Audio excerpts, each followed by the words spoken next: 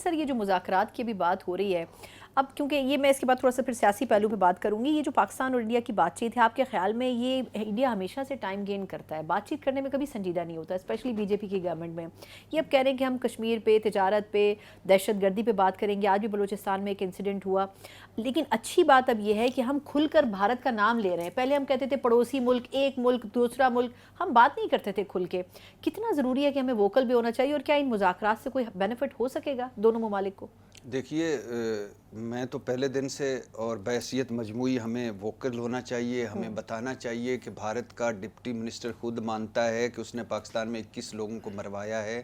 ہمارے پاس کلبھوشن یادیو ہے، ہمارے پاس جو یہ جعفر ٹرین میں جو اسلحہ ملا وہ افغانستان سے تھا، اور جو وہ گفتگو کر رہے تھے وہ افغانستان سے تھی، اور افغانستان سے انڈیا سے تھی۔ ابراہیم صدر جو ان کا نائب وزیر داخلہ ہے، وہ 20-22 ایک دوسرے کے دورے کر چکے ہیں، تو پیچھے اسرائیل، آگے افغانستان، اور ایک سائیڈ پہ بھارت، یہ گٹھ جوڑ ہے۔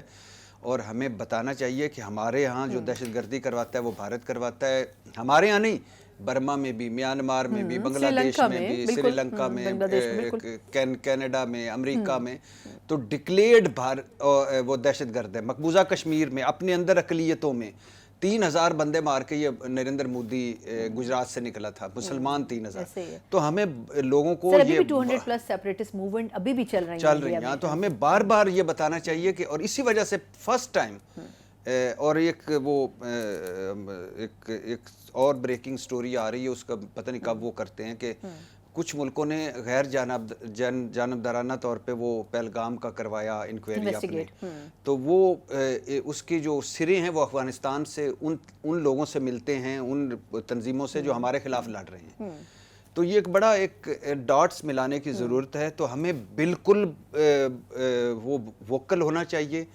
آپ اندازہ کریں کہ جب برکھا دت جیسی صحافی چھوٹی اور جھوٹی نکلے، تو پھر وہ، اور تو ہمیں کیوں نہیں آپ نے ابھی برکھا دت کا سر نام لے لیا، مطلب دکھتی رگ پہ آپ نے ہاتھ رکھا ہے، یہ جو انہوں نے اتنی جھوٹی خبریں دی، اس سے یہ تو پتہ چل گیا جرنلزم کا کہاں سٹینڈ کرتا ہے۔ پاکستان وائن ان کو پروٹوکول اتنا ملا، مریم صاحبہ ملی، نواز شریف صاحب ان سے ملے، پھر اچانک ہمیں یہ بھی پتہ چلا کہ اس پورے فیز میں آپ دیکھیں، مطلب اس پہ کھل کے تھوڑا تنقید ہونی چاہیے۔ مریم صاحبہ نے کوئی گفتگو نہیں کی، نواز شریف صاحب غائب رہے، بعد میں پتہ چلا کہ وہ پورا آپریشن مانیٹر کر رہے تھے، ایک لفظ بھی انہوں نے نہیں کہا۔ آپ کو نہیں لگتا کہ ایسے لیڈران کو کرنا چاہیے تھا، مطلب کچھ تو بات کرنی چاہیے تھی اس کے اوپر؟ پہلی بات تو یہ کہ یہ بھارتی، آپ یقین کریں، ہیں ہی ایسے، ہم نے ان کو گلیمرائز کیا ہوا ہے۔ کس لیے کیا ہوا ہے؟ کہ بالی ووڈ کی وجہ سے۔ کس لیے کیا ہوا؟ کہ ان کے امیج کی وجہ سے، شاہ رخ، عامر خان، سلمان خان، مادھوری، تو کترینہ، تو ورنہ یہ بہت چھوٹے لوگ ہیں۔ ہم چونکہ احساس کمتری کے مارے لوگ ہیں، اوپر سے کوئی بھی آ جائے تو ہمارے لیے وہ کمال ہے، برکھا دت، حالانکہ چھوٹی عورت، جھوٹی عورت نکلی، اور اس نے بہت دفعہ جھوٹ بولا ہے۔ فیک نیوز کے بعد تو ان کا واقعی وہ رسپیکٹ اور ڈگنیٹی مرتبہ تو پہلی دفعہ ساروں کی نظر پڑ گئی نا، کیونکہ ہم ایسے سچویشن چل رہی تھی، ورنہ بہت دفعہ اس نے اینگلنگ کی، اینگلنگ F-16 گرایا، پائلٹ گرفتار کر لیا، یہ اس نے ٹویٹ کیا تھا۔